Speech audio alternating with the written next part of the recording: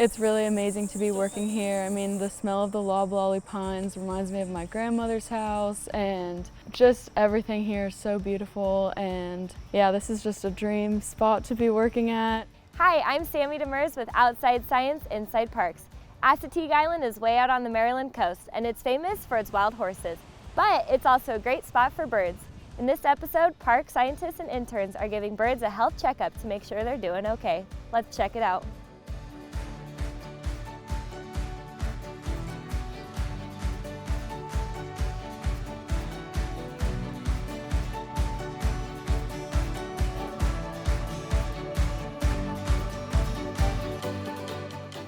At Assateague Island, we have a MAPS bird banding station. MAPS stands for Monitoring Avian Productivity and Survivorship. We were banding forest birds. We put out 10 mist nets throughout that section of the maritime forest, and we're capturing birds and banding them and looking for productivities. We're going to do a net run where we'll go and check all of the nets. We check them every 40 minutes, and we'll extract the birds and then bring them back to our banding station. We're really interested in what kind of birds we have out on the island in the maritime forests, and then how productive they are, really kind of concentrating the time we do that during their breeding season. This is a yellow-throated warbler. They're a migratory species that come here, so it's very exciting.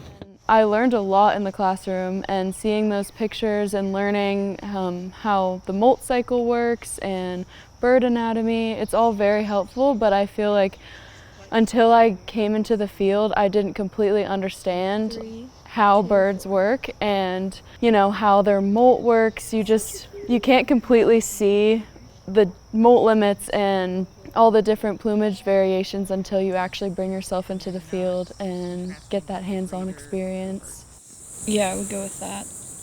Collecting data is really important, and when I go back into the office and I get to enter all this data and see all these amazing birds that we caught, I mean, there's so many birds that I hear and see around here, but to be able to hold them up close and to put a band on them that's going to be on them for the rest of their life, where if someone else catches this bird, they'll know exactly where it came from. So it's really important to contribute to the science.